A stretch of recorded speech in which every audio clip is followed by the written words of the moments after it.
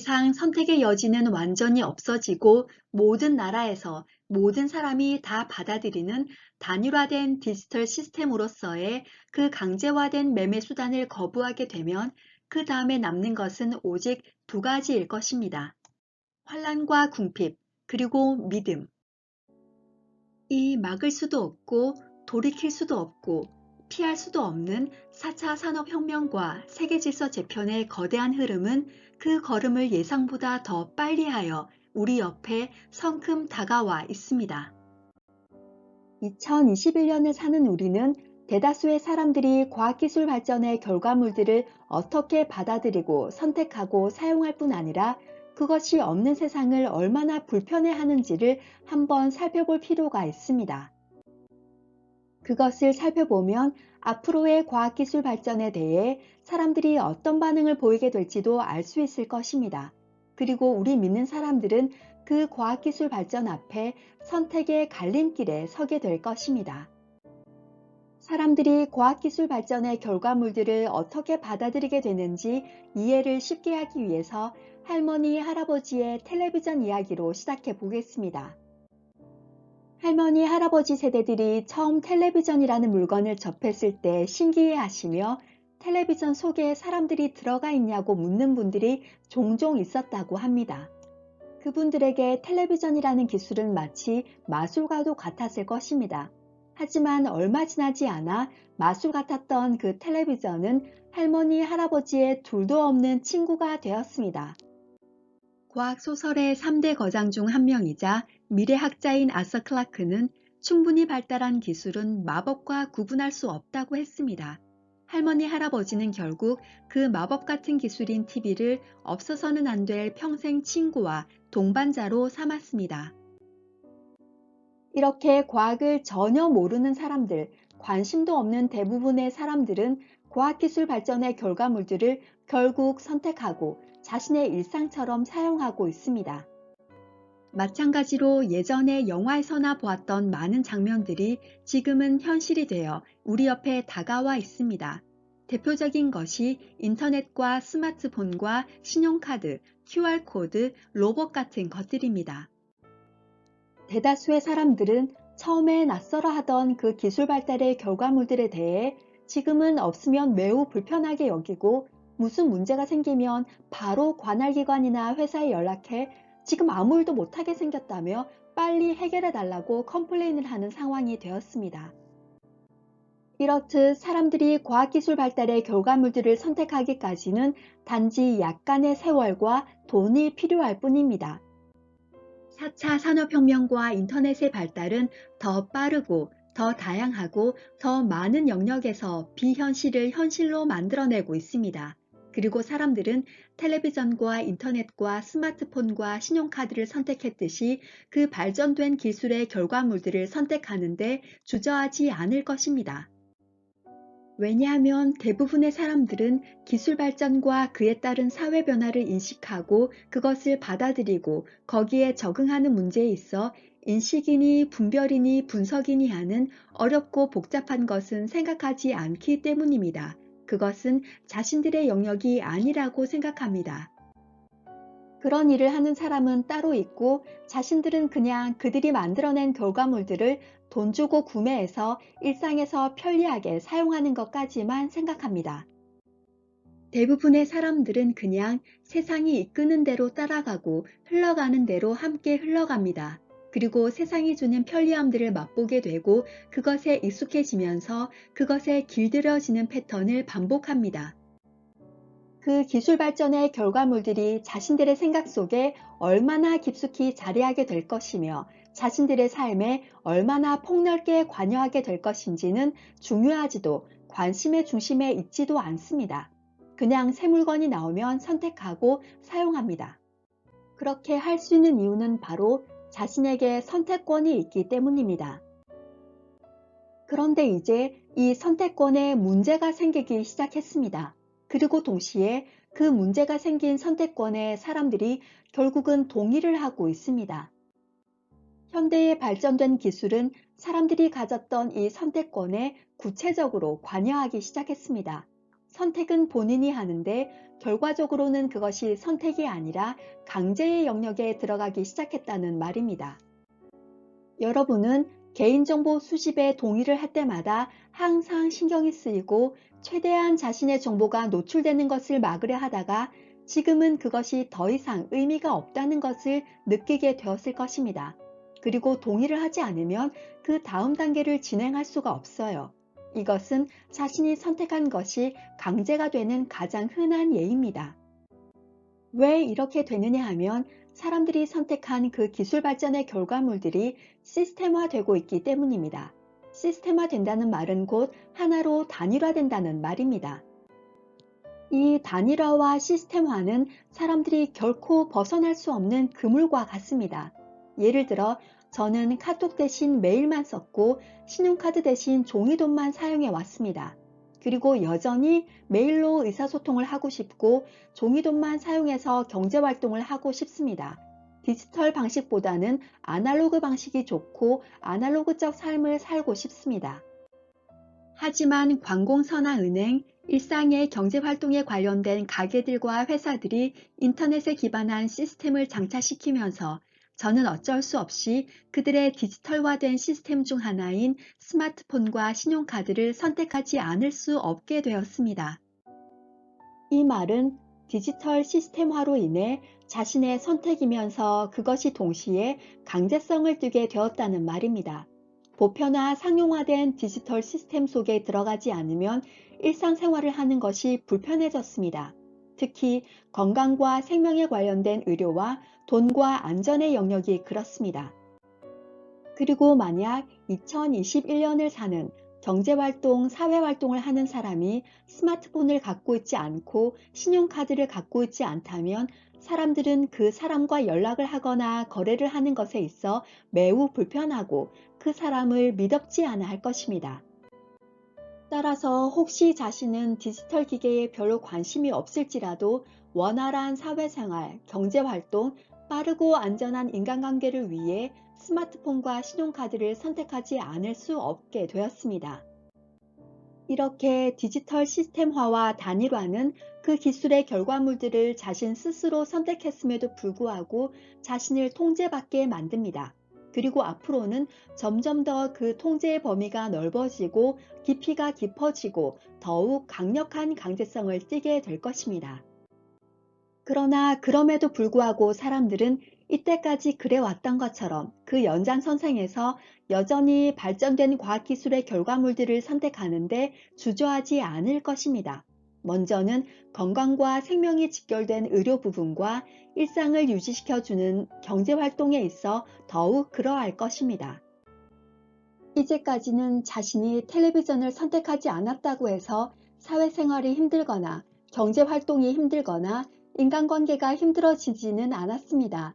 그리고 많은 수의 사람들이 스마트폰과 신용카드를 선택하여 사용하고 있지만 그래도 여전히 스마트폰이나 신용카드를 선택하지 않은 사람들도 꽤 많습니다. 그러나 코로나로 인해 선택의 문제가 강제의 문제로 자국 안에서만의 문제가 아니라 전 세계가 똑같은 주제로 똑같은 형태의 단일화된 디지털 시스템화로 나아가는 결정적인 문이 열렸습니다. 백신을 맞아도 항체 형성이 잘 안 된 사람도 있고 백신을 안 맞아도 항체가 형성된 사람도 있습니다. 면역이 형성되었다 해도 전염 위험이 100% 사라지는지도 확인되지 않았습니다. 코로나 변이 바이러스도 출현한 상황이라 개발된 백신들의 유효성이나 지속성의 문제도 남아 있습니다. 그럴지라도 사람들은 백신 여권을 갖지 않은 사람들과 같은 공간에 있으려 하지 않을 것입니다. 백신 여권이 없는 사람들은 위생과 안전에 있어서 민폐인권이 되어 사람들의 눈살을 찌푸리게 만드는 거부 대상이 될 수 있습니다.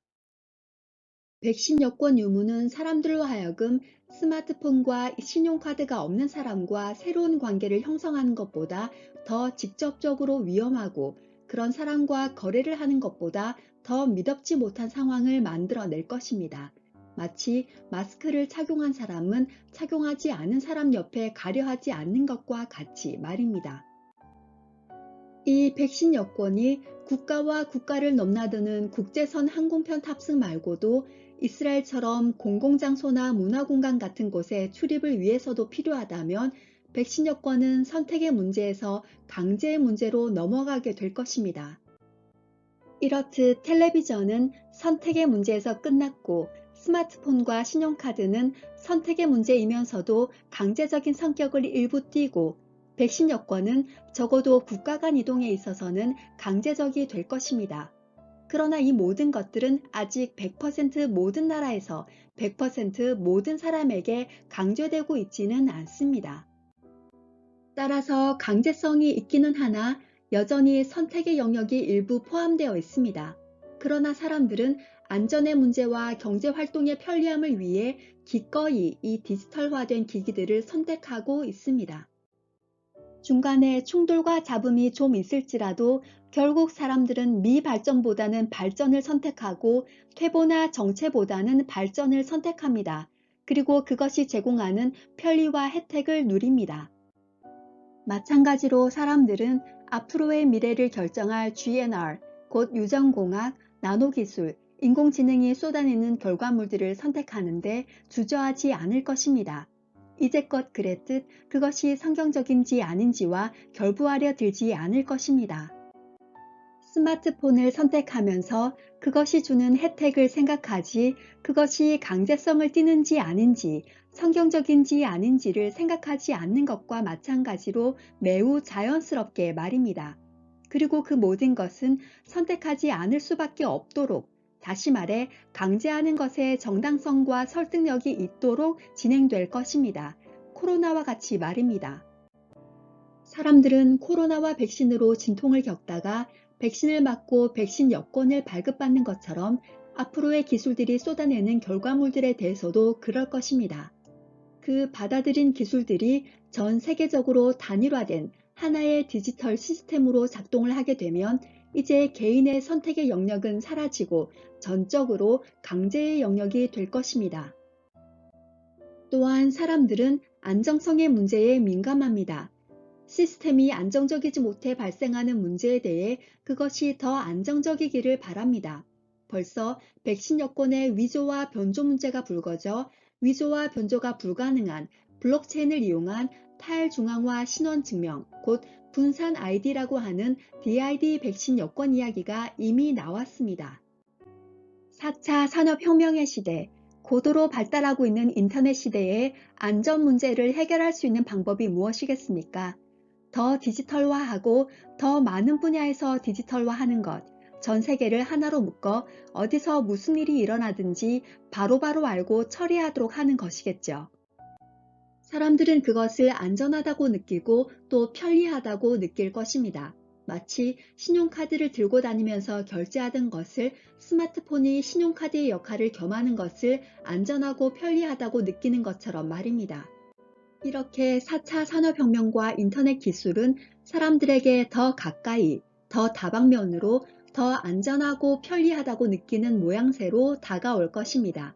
선택의 영역이 강제의 영역이 되어도 받아들이는 큰 이슈들을 통해서 말입니다.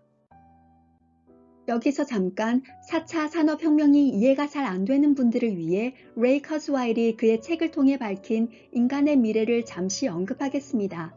아마 4차 산업혁명이 가져올 세상을 이해하는 데 도움이 되실 겁니다. 그는 노화와 질병의 문제가 해결되고 환경오염이 제거되고 전 지구적 기아와 가난이 해소되고 나노로봇이 혈관을 따라 흐르고 가상현실이 일상이 되고 뇌의 정보가 모조리 컴퓨터로 옮겨져 인간이 영생을 누리고 인간이 인공지능 기계가 되고 인공지능 기계가 인간이 되는 미래를 생각하고 있습니다. 그리고 이것은 그의 머릿속에서만 있는 것이 아니라 이것이 지금 4차 산업혁명과 인터넷의 발달로 인해 현실로 나타나고 있는 중입니다. 이렇게 되면 사람들은 자신의 건강과 안전을 위해 기꺼이 이 모든 것을 받아들일 것입니다. 이 말은 곧 그 시스템에 의해 통제가 되는 것도 받아들인다는 뜻입니다. 이런 모든 과학기술의 발전과 그로 인한 사회 변화는 하나를 향해 나아갑니다. 그것은 곧 하나님이라는 신이 만드신 창조 질서는 이제 인간에게 더 이상 필요 없다. 인간이 새로운 세계와 새로운 질서를 창조한다. 인간이 인간을 통제하고 인간의 생명을 주장하며 연장한다는 것입니다. 결국 하나님이 필요 없다는 말입니다. 왜냐하면 인간이 하나님처럼 될 테니까요. 그렇게 될 지점, 곧 인공지능의 발전이 가속화되어 모든 인류의 지성을 합친 것보다 더 뛰어난 초인공지능이 출현하는 시점, 곧 미래의 기술 변화의 속도가 급속히 발전함으로써 인간의 생활을 그 전으로 되돌릴 수 없도록 변화되는 기점이 올 날이 무슨 100년 후나 200년 후가 아닙니다. 2014년에 레이 커스와일은 말하기를 2029년이 되면 사람보다 똑똑한 로봇이 나온다며 로봇이 농담을 건네는 시대가 온다고 밝혔습니다. 지금이 2021년이니 앞으로 8년 남았습니다. 80년 후가 아닙니다. 아직까지도 너무 추상적으로 느껴지실 분들을 위해 이것이 무슨 말인지 여러분들도 잘 아실 만한 예를 하나 들어보겠습니다. 지금으로부터 정확하게 5년 전인 2016년 3월 서울에서 열린 인공지능 알파고와 인간 이세돌 사이에 바둑 대국이 있었습니다. 저는 바둑은 모르지만 그들이 그 대국을 통해 보여주려 했던 것 또는 인공지능과 인간 사이의 대국을 시도했던 목적은 알 것 같았습니다. 그때는 알파고를 만들어낸 그 사람들도 어쩌면 인공지능을 테스트해보는 단계였으리라 생각합니다만 그 더 뒤에 있는 사람들은 4차 산업혁명이 가져올 말 그대로 혁명적인 세상에 대한 더 큰 그림을 그리고 있었을 것입니다. 인공지능인 알파고가 인간을 이겼다는 사실보다 더 주목해야 하는 사실은 그 대국이 끝난 후 전문가들이 내놓은 결과입니다. 그 대국들을 재분석했을 때 전문가들은 알파고의 대국수를 파악해내지를 못했다고 했습니다. 인공지능 알파고는 딥러닝을 통해 컴퓨터 스스로 알고리즘을 짜냈는데 알파고가 짜낸 대국이 천문학적 경우의 수였기 때문에 인간의 머리로는 해석이 안 되었던 것입니다. 결국 인간이 만든 인공지능을 인간이 따라가지 못한 결과가 나왔습니다. 개인적인 의견이지만 구글이 세계 랭킹 1위인 중국의 커제가 아닌 한국의 이세돌을 선택하고 대국 장소를 중국이 아닌 한국을 택한 것도 의미가 있다고 생각했습니다. 알파고는 바둑 분야에만 국한된 인공지능이었지만 앞으로의 인공지능은 인간 생활의 모든 영역에서 그 존재감을 드러낼 것입니다. 지금도 식당에 돌아다니는 서빙 로봇이나 노인들의 친구로 활약 중인 동물 로봇, 수술용 로봇 등 4차 산업혁명이 내어놓은 기술들이 친근하고도 꽤 도움이 되는 모습부터 자연스럽게 우리의 일상생활에 스며들고 있는 중입니다. 이렇게 4차 산업혁명의 결과물들은 우리에게 자연스럽게 다가오는 것입니다. 그러나 그 최종 목표는 하나님이 없이 인간이 모든 것을 주장하는 새로운 세상입니다. 하나님을 대적하는 세상을 주장하는 존재는 두말할 필요 없이 성경이 말하는 그 옛뱀이라고도 하고 용이라고도 하고 마귀라고도 하는 사탄입니다. 그런 세상이 오기 전에 곧 이 세대가 가기 전에 주님은 오실 것입니다. 왜냐하면 천지의 창조주이신 하나님은 인간이 하나님이 되는 세상이 오도록 두시지 않을 것이기 때문입니다. 만약 그렇게 되면 성경은 한낱 소설에 불과할 것이기 때문에 폐기 처분해도 이상할 것이 없어집니다. 다시 말해 하나님과 관련된 모든 것은 다 거짓이 되는 것입니다. 그런 날은 올 수 없습니다. 그런데 보이지 않는 그 세력은 그날이 오도록 움직이고 있고 빠른 속도로 그것을 현실화시키려고 하고 있습니다. 문제는 대부분의 사람들은 결국 그런 과학기술 발전의 결과물들을 받아들이는 것에 이미 익숙해져 있고 또한 받아들이지 않으면 안 되도록 세상의 흐름이 진행되고 있다는 것입니다. 이렇게 전방위적으로 그리고 특별히 경제적인 부분에 있어 모든 것이 단일화된 디지털 시스템화로 묶이면 사람들은 선택이 아니라 이제는 강제화된 시스템 속에 들어가지 않을 수 없게 됩니다. 이것이 성경에서 말하는 바로 그 매매를 통제하는 수단이 등장하게 되는 과정입니다. 사람들은 강제하기 전에 대부분 자연스럽게 그 표를 받는 과정을 거치게 될 것입니다. 마치 백신 여권처럼 말입니다. 사람들은 코로나를 기점으로 하여 예전보다 훨씬 광범위한 영역에서 통제되고 길들여지기 시작했음을 우리는 알고 있습니다. 그리고 앞으로의 그 표의 편리성과 안전성을 홍보하는 데에 유명 연예인들이 등장하여 한몫한다면 자연스럽고도 빠른 파급 효과를 가져올 것입니다. 2022년 내년 일론 머스크가 이끄는 스타링크 프로젝트가 완성되어 상용화 기간을 거치면 우리는 세계 어디를 가든 불편을 겪지 않고 인터넷을 무료로 사용하게 될 수도 있습니다. 페이스북에는 어느 나라에는 인터넷이 잘 안 되니 인터넷용 도시락을 갖고 가라느니 데이터용 유심을 구입해 가는 것이 좋을 거라느니 하는 정보는 사라질 것입니다. 그리고 그리 오래지 않아 개인정보 유출이나 분실이나 해킹, 위조 등의 위험성을 빌미로 점점 그 모든 기술들은 우리의 스마트폰 속으로 들어왔다가 보다 더 안전하고 편리해 보이는 우리의 몸속으로 들어오게 될 것입니다. 과학기술의 발달이라는 이름으로 매우 자연스럽게 말입니다.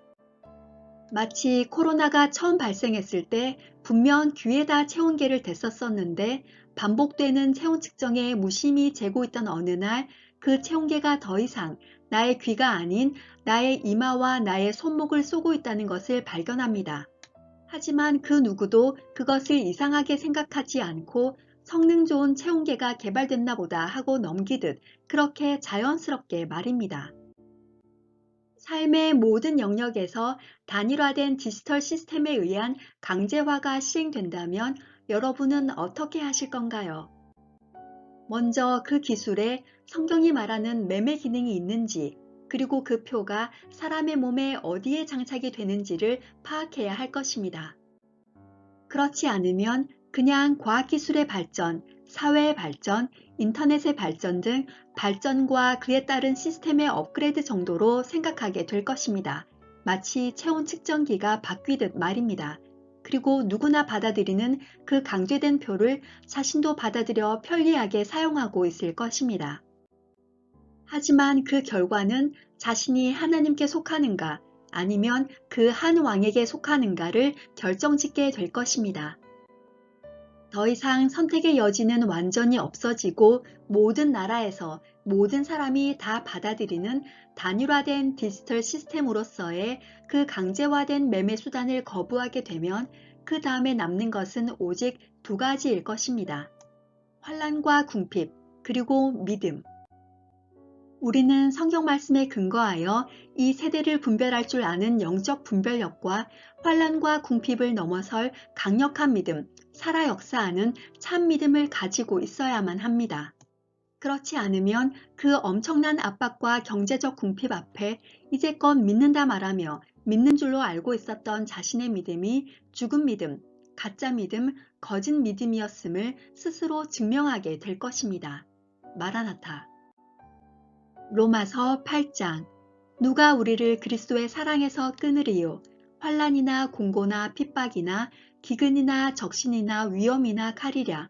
기록된 바 우리가 종일 주를 위하여 죽임을 당케 되며 도살할 양같이 여김을 받았나이다 함과 같으니라. 그러나 이 모든 일에 우리를 사랑하시는 이로 말미암아 우리가 넉넉히 이기느니라. 내가 확신하노니 사망이나 생명이나 천사들이나 권세자들이나 현재일이나 장래일이나 능력이나 높음이나 깊음이나 다른 아무 피조물이라도 우리를 우리 주 예수 그리스도 안에 있는 하나님의 사랑에서 끊을 수 없으리라. 아멘. 이상 참 믿음과 구원 올리고스 TV의 설시아였습니다. 그럼 다음 설교문으로 곧 찾아뵙겠습니다. 구독, 공유 부탁드립니다. 감사합니다.